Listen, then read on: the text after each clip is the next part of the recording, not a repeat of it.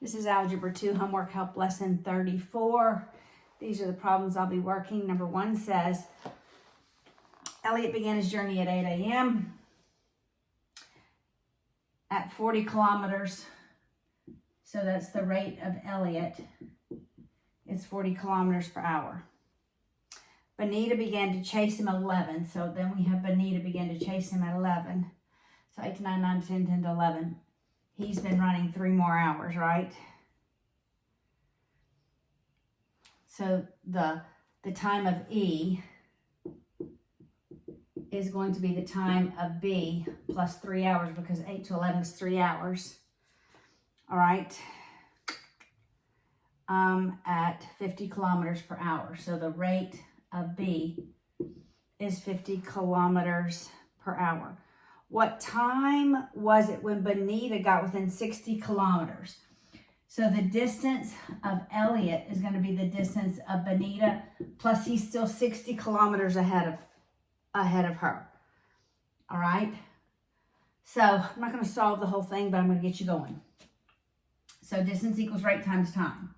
So rate of V, time of V equals rate of B, time of B plus 60 kilometers. Well, the rate of E is 40. For the time of E, I'm going to substitute time of B plus 3. So time of B plus 3 equals, the rate of B is 50. We'll leave time of B, and then you can solve it from here. Number 2.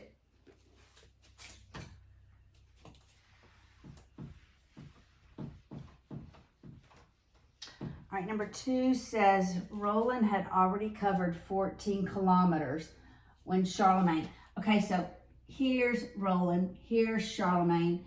There's 14 kilometers. So if they're going to meet up at some point in time, then we're going to say the distance of Charlemagne is going to be the distance of, what's the guy's name? Roland, plus the 14 kilometers. All right. Charlemagne's rate was 11 kilometers. So the rate of Charlemagne was 11 kilometers per hour. Roland's rate was 7.5. So the rate of Roland was 7.5 kilometers per hour. How long did it take? So their times are equal.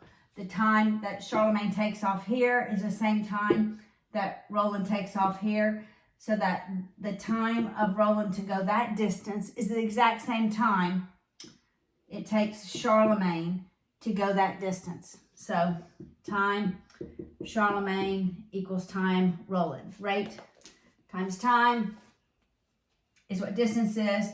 So it's rate Charlemagne time Charlemagne. So instead of writing TCTR, I'm just going to make it T, since they're both equal. I can make them both TC. It doesn't matter. Equals rate Roland time Roland plus 14. So that's 11. I'm just going to leave it as T. And the rate is 7.5 T plus 14. So you can solve for T. It's both of their times. And then you could say that's the time. That's how long. That's what the question is asking. Okay? Now number 3. Kay rode the bicycle into the country. So this is the rate of K is 10 miles per hour. Yancey pushed it back at 3. So the rate of Yancey was 3 miles per hour. The round trip took 13 hours. So the time that Kay rode plus the time Yancey pushed was 13 hours. How far did Kay ride the bicycle? So we're looking for the distance of K. So we've got to solve for the rate. Well, we have the rate. We have to solve for the time of K. But the distance is the same from where they are to the country and from the country back. So the distance of K equals the distance of Yancey.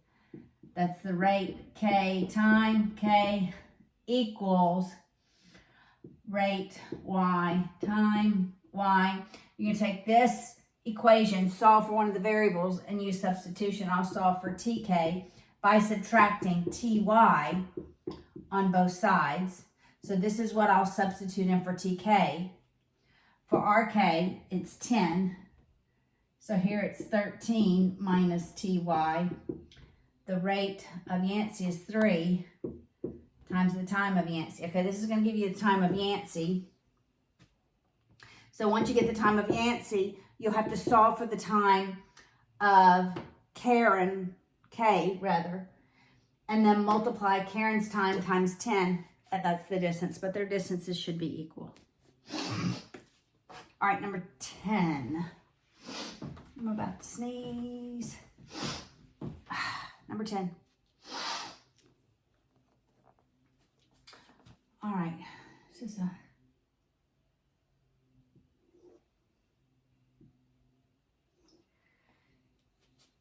All right, this is x plus 20. So this is x plus 20 because those are vertical angles. The measure of this arc is 4x plus 20. Remember, the angle of the measure of an inscribed angle is half the measure of the arc. So 4x plus 20 is going to be half the measure of the arc is going to equal that. So distributing, what I wanted you to do, just solve for x? Yeah, solve for x. So that's 2x plus 10 equals x plus 20. Subtract x, subtract 10. X is 10, not 20, 10. So you can see this is 30.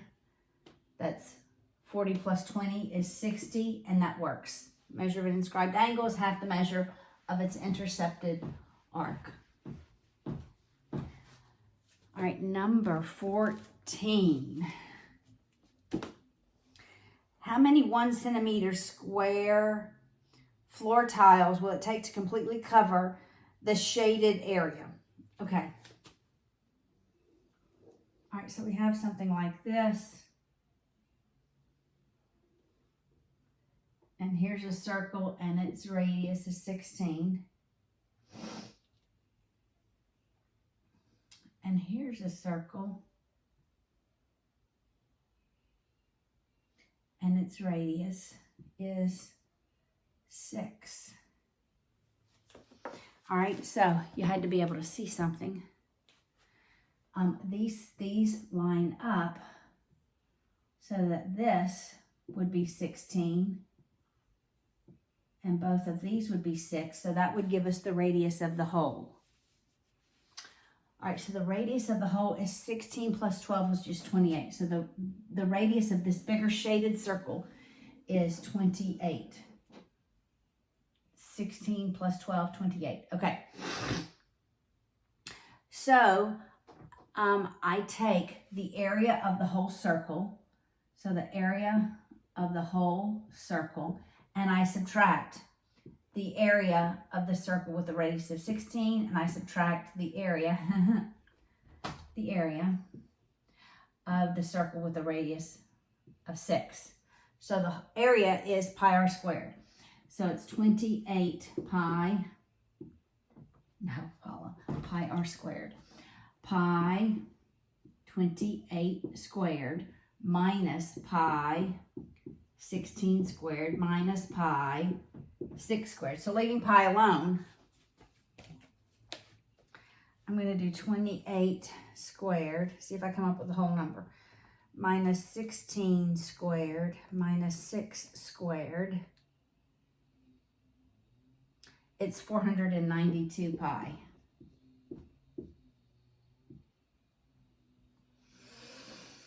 Because I just took 28 squared minus 16 squared minus 6 squared. It was a nice number, and I left pi as pi. And that is centimeters squared. right, that's 14, number 19. Right, 19 will take up some board space, maybe. All right, I have A over, I can actually go further, huh? X times X plus Y plus BX over X squared times X plus Y plus CX over X cubed. All right, when I'm finding the expression, I'm going to a common denominator. The least common denominator, I look at my variables, terms that are multiplied. I definitely want an X plus Y in the denominator for all of them. And then I have an X, an X squared, and an X cubed. I take the one with the highest exponent, so X cubed. And then I ask myself, what do I multiply this denominator by to get to this denominator? And it's X squared. So I can only multiply by the value of 1, so it has to be X squared over X squared. So this numerator becomes AX squared. To get from this denominator to this denominator, I multiply by X over X. So that becomes BX squared. To get to this denominator, from here, I must multiply by X plus Y over X plus Y. And because I have a plus sign, I'm just distributing positive CX to both of those terms. So I have CX squared plus CXY. I move the signs to the numerator. And I end up with AX squared plus BX squared plus CX squared plus CXY all over X cubed times X plus Y. Now I notice that I have an X in every term in the numerator, so I can factor one of those X's out. All right, so it becomes X times AX plus BX plus CX plus CY all over X cubed times X plus Y.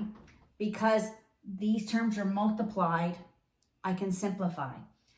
So the denominator becomes X squared, and that eliminates, so that the final answer would be AX plus BX plus CX plus CY over X squared times X plus Y.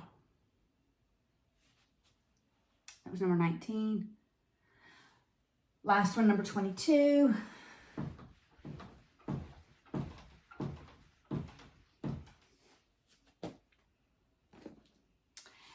It says factor completely. So I begin with AX squared P minus 8PA minus 2AXP. I ask myself, what can I factor out of every term? I'm just making sure I wrote it down correctly. All right, I have an A, a P, A and a P. So I'm going to factor out an A and a P. And I'm left with X squared minus 8 minus 2X. This to me looks like a quadratic, not in standard form. I bet I might could factor it. I'm going to write it in proper form. So X squared goes first, 2X next, 8 next. Now I ask myself, are there factors, terms multiplied, that will give me negative 8 such that I add them and the result is negative 2? And that I do have those. Negative 4 and positive 2. So that gives me my factors, X minus 4, X plus 2.